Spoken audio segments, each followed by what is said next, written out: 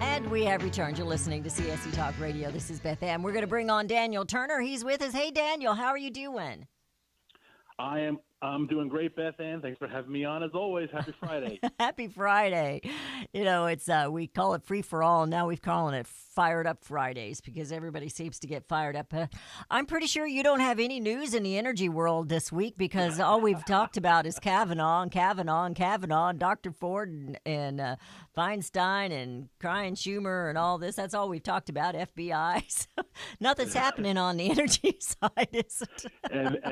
and people spending hours trying to decipher the high school yearbook of 36 years ago. You know, I actually took out my former high school yearbooks. I think I'm 13 or 12 years younger than Brett Kavanaugh. So my high school yearbook's a little newer, but it's not exactly brand new. I graduated high school in 92.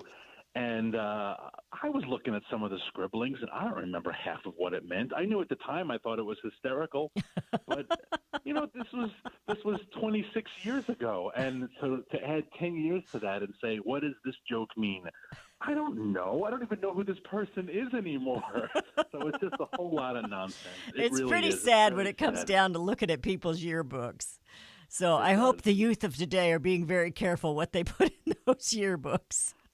Absolutely. Yeah. And add on to that the social media nonsense. Everyone should be encouraging their kids and in certain cases their grandkids to be extra careful with what's going on, because look at how what you thought was just a harmless joke can be used against you 36 years ago if there's a political agenda. And it's shameful. It was shameful to see the way some of these senators voted against cloture just now. I had the TV on in the background.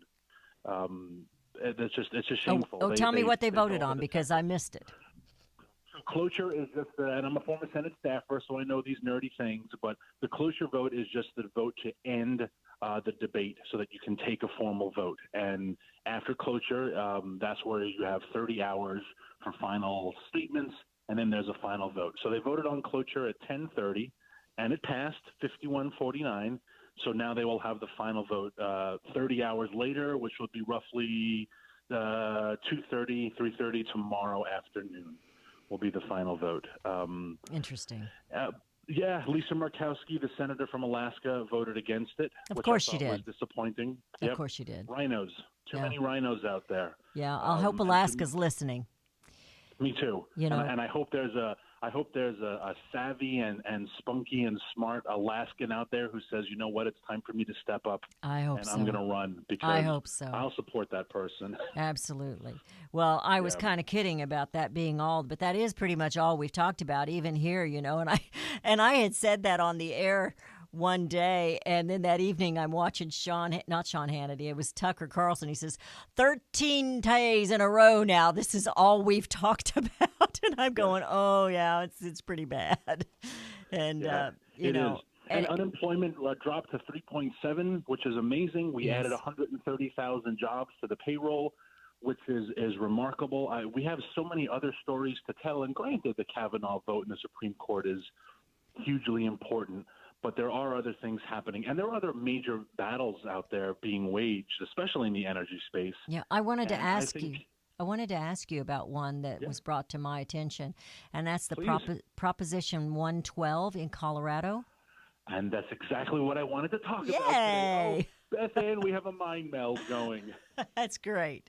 That's great. So let's talk about it. Tell me exactly what this Proposition 112 is. I know what it's going to do, but tell me what it is, really.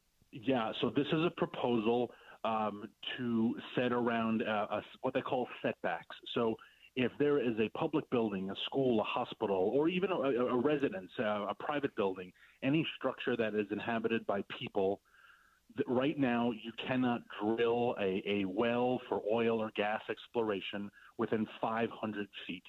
The Prop 112 would move that from 500 feet to 2,500 feet, which is a little less than half mile. So now you imagine a map of your neighborhood, your county, and put little pin marks where there's every building and hospital and residence and home, and then draw half-mile diameters around that. And pretty soon the map is full of half-mile diameters, and they say, well, can't drill here.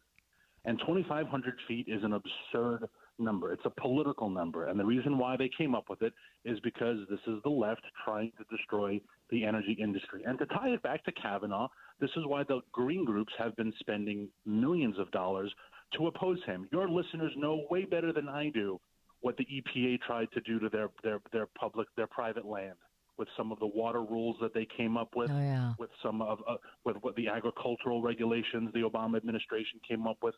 So many of those rules were before the Supreme Court and are on a stay, meaning the court was 4-4, and they're waiting. They'll hear it again when they have a final vote, when they have a final justice to decide. We need people on the court who will interpret the law as is, and that includes farmers saying, wait a second, if I bring my tractor against the mud and it makes 2-foot divots in the dirt and then it fills with water because it rains, you can't call that a waterway. That's a waterway. You can't tell me exactly, and that's what the Obama administration I know they do. They doing. do that a lot, and it's really destructive to production. Yes. And, and Colorado, and if we were private property. I want to remind my listeners that Colorado was where the EPA had a little faux pas there and turned all the river orange. Yes. Remember that? And that was the EPA that did that. And then they claimed, nothing really happened, and it didn't matter that people couldn't do their tourism and their canoe rides and whatever else they were doing, float trips down that river. That didn't matter, and Mother Nature was going to take care of it. Exactly. And what gets my goat about Prop 112 in Colorado, which is this issue over and over again, and this is the real core of why I started this organization and where you and I see so much in common, is that all of this is pushed by people who do not work in the industry, are not impacted by the industry. This is Tom Steyer, who doesn't live in Colorado, spending millions and millions of dollars to push this down the people of Colorado's throats. This is Jared Polis, who's running for the governor, who's from California originally, who's worth $600 million. He doesn't give a darn about the Colorado industry. He's just a liberal progressive. It doesn't affect him. So they love to pass these laws because they feel good. It excites the liberal left. It excites the green base. But the consequences of this law, $26 billion in GDP, $8 billion in tax revenue for education funding, 102,000 jobs. Yeah, I was going to say, it's going to be well over 100,000 jobs, isn't it? Exactly. And this is what drives me crazy about the left, is the people who push this never feel the consequences of it. If you're Jared Polis and you're worth $600 million, no, not going to bother you. Unemployment. And it doesn't matter to you that somebody else hasn't got a job and their kids are going hungry or doing with very little. And it doesn't matter to you if you're one of those that, that the energy cost, your air conditioning, your fuel in your car, or your heating for the winter goes up. Doesn't matter. Exactly.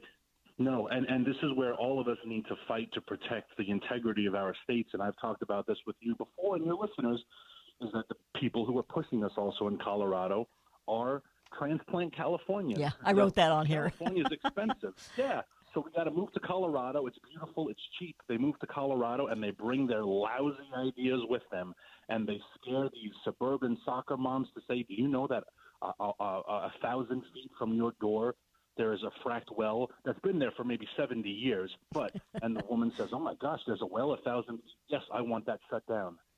And to a certain point, you want to say, but we were here first. Right, you built a housing community in our neighborhood, in our industry, and we can coexist. And this is just fear. It's always fear. And it's these kind of things. Now I know this is on the state level there, but it's these kind of things that is why the president is trying to do away with some of these regulations that are in the EPA office. Exactly. This is the reason. It's jobs. It's going to take jobs. It's going to take income. It's going to take the energy away from the United States of America.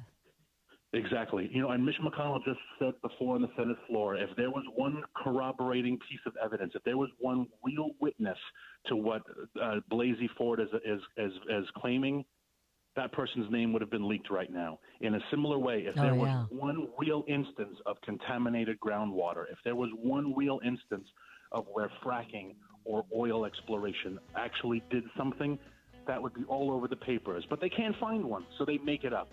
They make it up and say, oh, people are reporting that they have headaches. People are saying that they smell funny water. Obama tried for 8 years to find an instance of contaminated water. He couldn't, and he allowed fracking to continue. I have to say, I get headaches a lot, Daniel. It has nothing to do with any fracking going on.